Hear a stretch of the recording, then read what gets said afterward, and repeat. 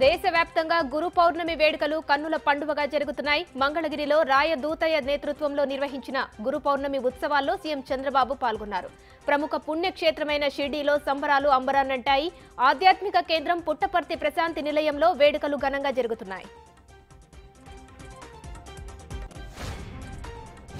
సికింద్రాబాద్ ఉజ్జయిని మహంకాళి ఆలయం భక్తులతో కిటకిటలాడుతుంది. వేలాదిగా భక్తులు తరలివస్తున్నారు. సీఎం రేవంత్ రెడ్డి అమ్మవారిని దర్శించుకుని పట్టు వస్త్రాలు సమర్పించారు. మంత్రులు, ఎంపీలు, ఎమ్మెల్యేలు ఆలయానికి చేరుకుని పూజలు చేస్తున్నారు. బోనాలు, శివసత్తులు, పోతరాజులతో ఆలయ ప్రాంగణం మారుమోగిపోతుంది. ముచ్చుమర్రి బాలిక అత్యాచారం కేసులో హుస్సేన్ మరణానికి కారణం గుండెపోటేనని నంద్యాల పోలీసులు ప్రకటించారు. నంది కొట్కూరుకి తీసుకెళ్తుండగా పారిపోయేందుకు యత్నించినట్టు పోలీసులు చెబుతున్నారు.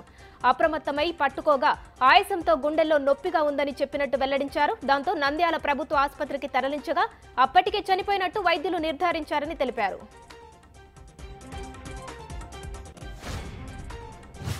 బొబ్బిలి పట్టణ పరిధిలో దారుణం చోటు చేసుకుంది. 12 ఏళ్ల కన్న కూతురిపై తండ్రి అత్యాచార యత్నం చేశాడు. తండ్రి అసభ్యంగా ప్రవర్తిస్తున్న సమయంలో బాలిక అమ్మమ్మ రావడంతో తండ్రి పరారయ్యాడు.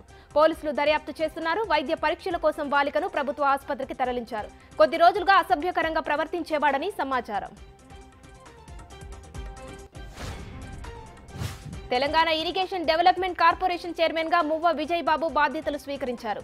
విజయ్ బాబు ప్రమాణ స్వీకార కార్యక్రమంలో పార్టీ శ్రేణులు భారీ సంఖ్యలో పాల్గొన్నారు. మంత్రి పొంగులేటి ఆయనను అభినందించారు. నాయకులు, కుటుంబ సభ్యులు పుష్పగుచ్చాలను అందించి శుభాకాంక్షలు తెలిపారు.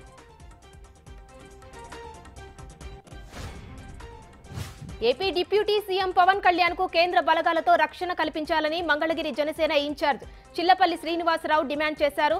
పవన్ కు విద్రోహ శక్తుల నుంచి ప్రమాదం పొంచి ఉందన్నారు.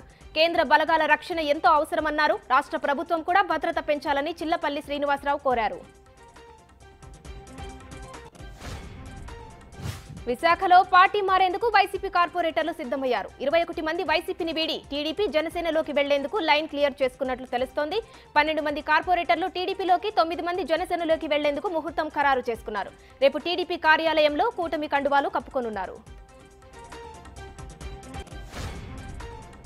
సోషల్ మీడియాలో ఫేమ్ అవ్వడానికి రీల్స్ కోసం బైక్ పై స్టంట్స్ చేస్తూ యువకుడు మృతి చెందాడు. ఈ ఘటన హయత్ నగర్ పోలీస్ స్టేషన్ పరిధిలోని పెద్ద అంబర్పేట సమీపంలో జరిగింది.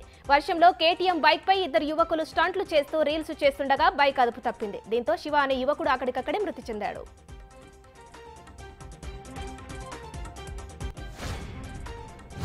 ఓ సీరియల్ కిల్లర్ 42 మంది మహిళలను చంపేసిన దారుణ ఘటన కెన్యా రాజధాని నైరోబీలో వెలుగులోకి వచ్చింది. ఓ క్యారీలో ఛిద్రమైన స్థితిలో 9 మంది మహిళల డెడ్ బాడీలు గుర్తించిన పోలీసులు దర్యాప్తు చేపట్టారు. కాలిన్స్ జోమైసీ కలూషా అనే సీరియల్ కిల్లర్ ను పోలీసులు అరెస్టు చేశారు. విచారించగా 4 ఏళ్ల నుంచి తన భార్యతో సహా 42 మందిని చంపినట్లు ఒప్పుకున్నాడు.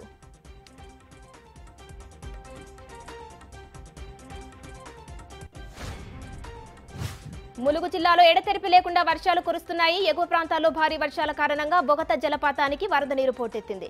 దీంతో బొగత జలపాతం ఉధృతంగా ప్రవహిస్తుండటంతో అటవీశాఖ పర్యాటకులకు నిబంధనలు విధించింది. కేవలం సందర్శనకు మాత్రమే అనుమతి ఇస్తూ జలపాతంలోకి దిగకూడదని హెచ్చరికలు జారీ చేసింది.